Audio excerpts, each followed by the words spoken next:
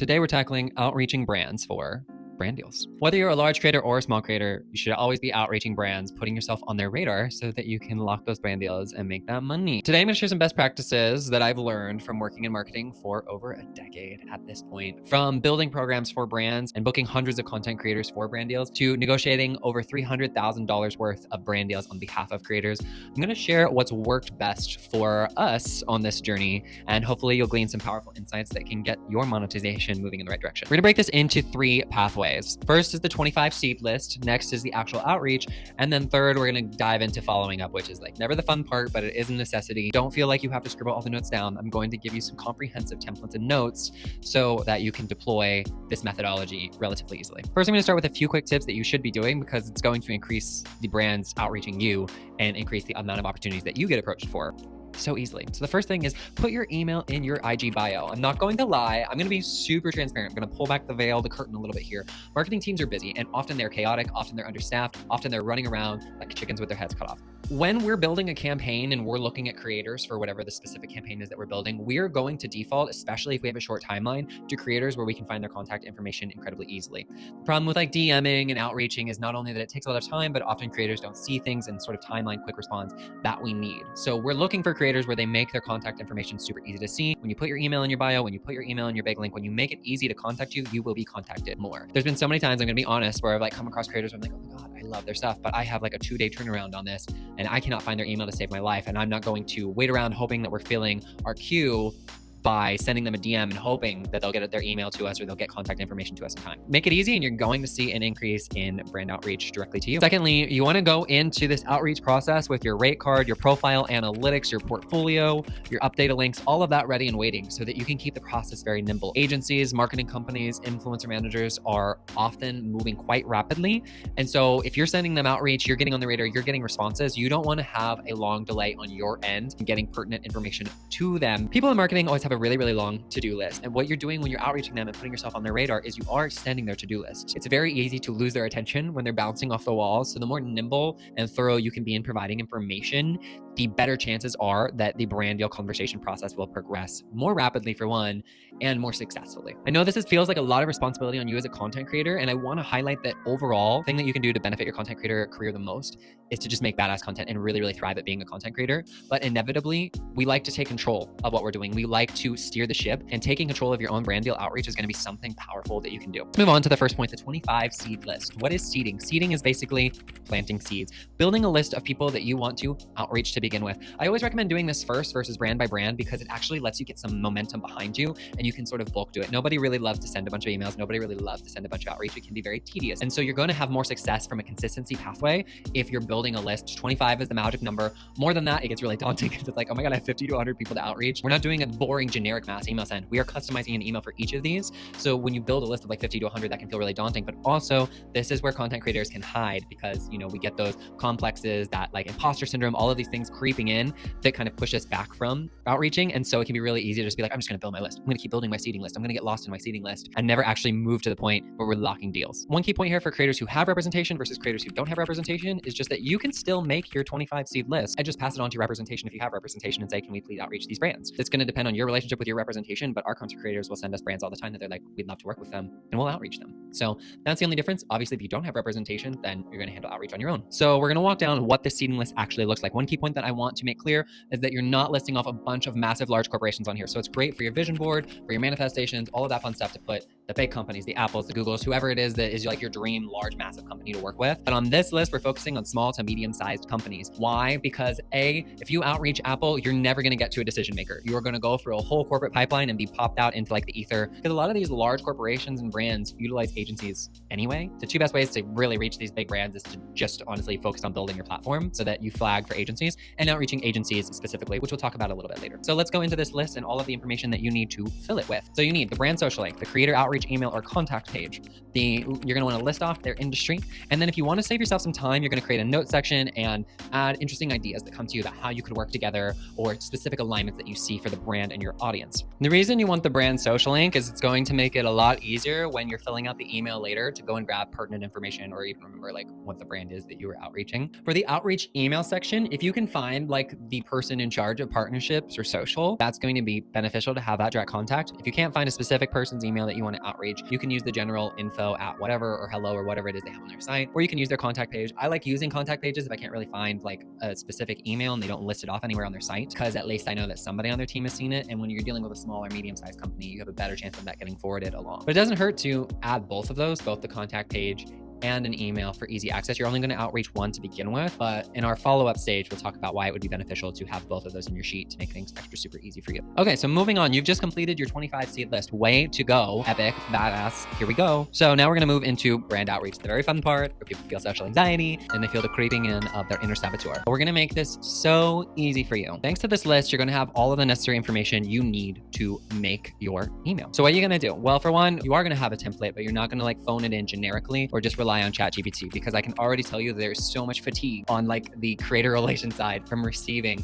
the same old ChatGPT emails being like, I think we'd be great to partner because I want your money. That's like basically all it says. There's nothing unique in these emails, and we're going to change that. They want to hear about the value that you want to bring. They want to hear about how you're going to make money for them. They're investing in you. They want to know that this investment is going to pay off. And there's so much value that you drive as a content creator. There's so many good things that you can create for them, but you just need to do a really good job of selling them. So you're going to become your own best salesperson, which is a powerful skill that you're going to want for the rest of your content creator career. I'm literally going to read off this template and I'm going to walk you through the different pieces, but I'm also going to put this in the comment section down below so you can copy paste over and make it super easy for yourselves. For this template to really make sense spoken, I'm going to pretend that we're outreaching somebody named Vanessa.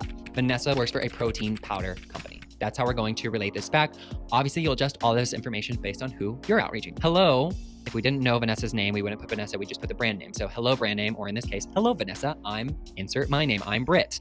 And then you're gonna insert your niche or a unique descriptor about you, creator. You don't just wanna put, I'm a content creator. That gives us no information. That means nothing specifically to this person. So I'm a fitness and health creator. I'm a cold plunge creator. I'm insert whatever sort of content creator that I am with an engaged community of, and then here's where you're gonna insert your top followed platform. So let's say you have 60,000 followers on TikTok, you have 20,000 followers on Instagram, you have 20,000 followers on YouTube. You're going to use your top followed platform, so 60,000 followers on TikTok, and you're going to say with an engaged community of 60,000 plus followers, because obviously there's some overlap between platforms, but you also have some unique followers on each platform. That lets them know that you're established and gives them some idea of scale. I'm reaching out because insert compliments for the brand. Here's where you're going to get specific. These are going to be 2 sentences that you customize for each brand that you outreach. So in this case, we might be like, I'm reaching out because I love your brand's commitment to creating a clean protein that everybody can have, even if they're lactose intolerant. And I really, really love your flavor selection. Peaches and cream sounds absolutely delicious. This is where you kind of put the flowers on them and show that you've done some research, that you've looked into their brand, that you are familiar with them, and you're not just going to stop and say,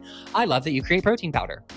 For them, they're going to receive that and say, okay, well, like 9 million brands create protein powder. Like what makes you like, what do you like about us? So we highlight the specific brand attributes that you can get from their Instagram and get from their website. And that's already going to flag them that you've done your homework and you've already dug in deeper and put some thought into this partnership. So that's going to be a green flag for them in that first paragraph. You're going to then follow up those 2 sentences with the reason that you're outreaching. I'm reaching out because I'd love to explore teaming up with you. We're going to then go into providing some ideas for how you specifically could team up with the brand. Say, I took some time to ideate on what a potential collaboration could look like. And then you're going to list off 2 to 3 unique collaboration ideas. We'd say, you know, I can do a short form video or reel showcasing how I integrate your protein into my cold plunge routine. So I go cold plunging, then I make a peaches and cream smoothie with your protein, and then I hit the gym and it's my perfect routine. Another idea that you can list off, again, these will be bespoke. I'm just giving you some of the template ones that we normally do. So collaborative giveaway, where all my followers need to engage with the post and follow you to be entered to win a giveaway for, insert the time period that you're in. Are you in the Halloween season, the holiday season, the brand new year, new me? Like make it specific there and interesting to them. And that's going to give them an angle for programming. Final one would be like a story series, a 30-day in the life story series, where I share, you know, how utilizing your protein has changed my life over the past month with weekly check-ins on IG stories. So we give them a wide range of ideas so they can start imagining you mobilizing all these ways. Obviously, the perfect thing would be if they want to do all of them, because that's higher rate and higher return for them. After you finish that, if you have a portfolio of brand deals that you've done before, especially in the niche of whoever you're outreaching, it can be useful to start name dropping some brands. What you don't want to do is highlight brands that are direct competitors. If I'm outreaching a protein powder brand, I don't want to start highlighting all these protein powder brands that I've worked with before, because then they're going to be like, well, you've already done so many, so people are not really going to be interested in hearing about ours. Instead, we want to list other wellness brands. So I've successfully executed partnerships in the past with wellness-focused brands like insert massage gun company. insert skincare company, insert blah, blah, blah company. That can be powerful to do because it lets them know that you've done this before and you have follow through. I wouldn't provide direct links because links can sometimes get flagged in emails. And so that's something that you can sort of offer to send them later should they be interested in seeing some more examples. You don't want to be attaching any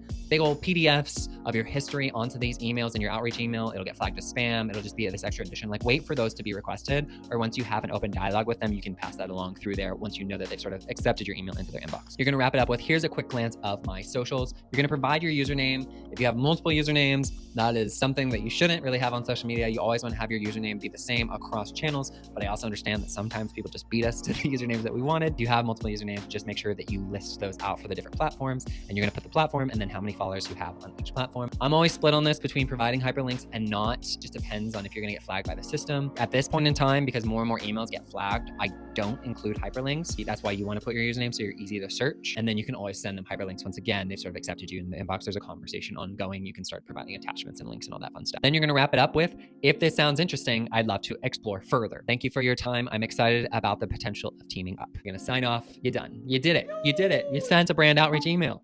Proud of you. Now you're going to do it 24 more times. Honestly, once you get into a rhythm, you're going to find that your brain's like, here's how we can collaborate with this one. Here's how we can collaborate with this one. And honestly, when you're building that 25 seed list, you want to look for brands that you're really excited about teaming up with. Y'all, there are so many small and medium-sized brands out there that are so badass, that can be so interesting to team up with, that you can make some really, really unique content for. So try and be mindful to choose brands that you're actually psyched about, because it's going to make the alignment so much easier to communicate in this outreach email. So I want to make it clear, this email is for brand outreach. It's not for agencies. There's a couple little tweaks that you would make if you were going to outreach agencies. When you're approaching agencies, you want to approach them more from the fact of like not necessarily doing an active brand deal with them immediately, because they're not going to necessarily have something active to offer you. Instead, you can say, I just want to put my profile on your radar. I want to make you aware that I exist, basically. And then you can include some of like the key things that you've done. So you can include the historic partnerships that you've done. And where we listed off those 3 custom ideas for brands, you can list what you've created for clients in the past. So you can list 3 different sort of mobilizations that you've done. If you haven't done any before, then you can speak about more about your passion and like your active audience and what you're doing on your platforms that isn't brand deal related. If you have questions on agency outreach, let me know. It's not as common, honestly. I love it when creators put themselves on like our radar, because that's the only way that anybody's going to be aware of you. Even if you're a large creator, a lot of people and a lot of brands and a lot of agencies aren't aware of you, and that's not a diss. Think about how many people you've stumbled upon on social media where you're like, they're like low-key famous, and I've never heard of them. That's how it is. We have to put ourselves out there. We have to put ourselves on people's radar so that they can even think of us for opportunities. That's the real work that we're doing here, is getting on all these radars so that when opportunities come along, we can swoop that up, and people are going to be predisposed to want to work with us because we've put ourselves on their radar. We've done the work for them. I want to make a couple sub notes for this section that are like very nitpicky and specific, but they will impact how you outreach. If you're using a custom URL, so for instance, I'm Brit@BritBranding.com. If I'm going from @BritBranding.com versus @gmail.com, you want to make sure that you have your SPF, your DKIM, and your DMARC settings all good to go. That's where my knowledge on that thing stops. I'm not great at code. I'm not great at all these technicalities, but it is something that we had to make sure that we had set up with our custom domains, because otherwise it's really easy to get flagged by Google and you go into people's like spam mailboxes. So that's something that you need to do if you're not like emailing from like @gmail.com or like one of the main staple ones. If you're starting a new email, even if it is a Gmail, if you're starting a new email address to outreach brands, you don't want to send all 25 at the same time. You want to spread it out and warm up that email address. So get Google used to seeing emails coming out of it. Get Google used to seeing emails received by it, so that you don't just start getting automatically flagged as spam. We only have so much control, but we want to make sure that we're doing everything in our power to not get flagged as spam. We've done the hard stuff, okay? We've made this 25 seeding list. We've outreached to brands. Done darn did darn do the thing. But now we need to follow up. They haven't responded. They've ghosted you when you got to the rate card. They told you we hate you and we never want to hear from you ever again. If either of the first 2 happened, then we're going to follow up. If the third one happened, if they're saying don't outreach us, or you get a really bad vibe from outreaching, don't follow up. Let it lie, let it die. So how do we follow up? There's a timeline. If your brand doesn't respond after a week, that would be a good timeline to follow up. You want to give people time to digest your email. You also want to be cognizant of when you may have either been lost in their inbox or they got going and they forgot. So a week is a really good timeline to start doing your follow-ups. Yes, I'm going to give you what to say. I want to make it clear, I'm really a proponent of 2 follow-ups max. Like if somebody doesn't respond after 2 follow-ups, it's time to let it die.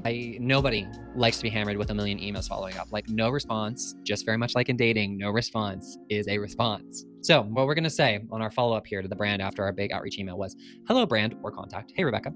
I'm really excited about the potential for a partnership here. We're going to then insert a recap of one of the creative ideas, of those 3 creative ideas that we included in the original outreach email. And we're going to follow it with, I'm certain my audience would love to get to know your brand. Then we're going to say, let me know if there's any additional information I can provide or questions I can answer. And then sign off best, your name. Super sweet, super simple. We noticed how we didn't use the language follow-up. Nobody likes to see follow-up in text. Nobody likes a nudge. Nobody likes any of that language. So what we're going to do is just punch them in the face with passion. We're going to punch them in the face with excitement. All right, so we follow it up once. Another week goes by, crickets. We cry a little bit. We're like, wow, this really hurts to be ignored. We heal, we go to therapy, and then we come back and we're going to say, okay, second follow-up. You're going to be a little more direct this time. Hello, brands, or hello, Rebecca. This time of year can be a bit hectic, so I wanted to touch base one last time to discuss teaming up and introducing insert brand name to my audience of insert niche-loving humans. Please let me know if there's a good time to schedule a quick discussion on what teaming up looks like. Best, insert your name. So here's where we're gonna like kind of push them across the finish line, but we're also making clear here, hey, this is the last time that I'm gonna outreach you. So that's gonna be a positive flag for them actually, that you're not going to hammer them with a million emails. So it eliminates a little bit of that friction and resistance that they have, or that annoyance that they may have from a second follow-up. But also we're kind of giving them an out. Guess what, y'all? Every time of the year is hectic. So it doesn't matter if it's the holiday seasons or if it's February. Every time of the year is hectic when you're working. We're all working. We all work constantly, and we know every time of the year is hectic. So that's always a little out that you can gift them that's going to make them feel understood, because most people are sitting there being like, oh, life is hectic. Everything's busy. You're almost making them feel more understood there. Now, I want to be clear with the follow-ups. Let's say that you do the first follow-up and you don't hear anything back. One thing that you could do is, remember in the seeding stage where we grabbed the contact page and then we have this unique email. If originally we reached out to the unique email, what we can do is take the main outreach message that we sent and use their contact page and send it through there. That's another way to get in contact with potentially somebody else. Maybe the point of contact that we had, maybe the hello at whatever email that we used didn't go anywhere. Alternatively, if you submitted through the contact page before, you take another chance at trying to find a direct email to outreach. However, the 2 follow-up rule stands. Don't follow up more than twice, because at this point, if they're not responding, it's not a go right now, okay? Doesn't mean you can never outreach them to work together, especially if you're excited about it again, but you're gonna let it die for a while. And normally, like if we don't receive any form of like feedback, then we're gonna let it die for a good like 6 months or whatever. We may follow up during the holiday period or something like that. And we're gonna go and focus on the brands that are responding. We're building our 25 seed list up again so that we can outreach new brands and just keep the process going. The goal is to always be creating forward momentum, and you're going to feel so empowered when you are taking these active strides and when you are taking control of these content creator monetization elements. Brand outreach is a numbers game. It's a numbers game. Even as an agency, it's a numbers game. Even as receiving emails, it's a numbers game. Everything is a numbers game. So I want to encourage you, do not feel discouraged. Listen, y'all, for everything that I've ever outreached in my whole game of the marketing career, I've sent, I don't even know how many emails for different partnerships, for different opportunities, for different sales pitches. Y'all, it's like an 80-20 rule. 80% of the outreach is never going to lead anywhere, but the 20% that does is going to be the 20% that moves the fucking needle for you. So do not let discouragement stop you, and continue to refine your process. While I'm giving you templates, while I'm giving you information, you may find something that works specifically for you. I just want to give you a baseline of tools that you can utilize to really get yourself moving out there, but then feel free to play. Your template or how you approach things might be different. Your tone of voice might be different. You're not locked into doing things the way that I'm presenting them to you. This is, again, it's just a baseline to get you started so that you start advocating for yourself and you start taking the strides. Last thing I want to say is like, make sure that you've established your channels. So I'm never here to crush anybody's manifestations. I'm never here to crush anybody's visions.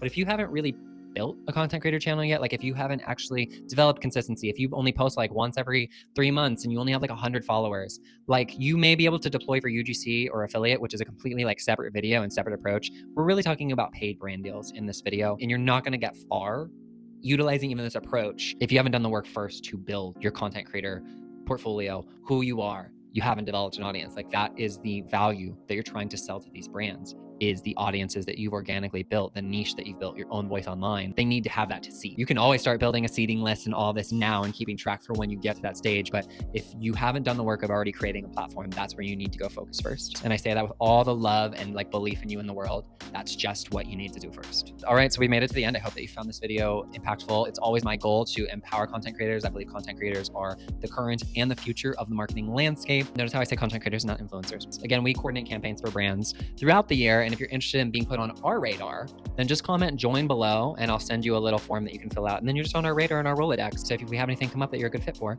we can keep you in mind. With that, get after it, value what you create, and treat it accordingly.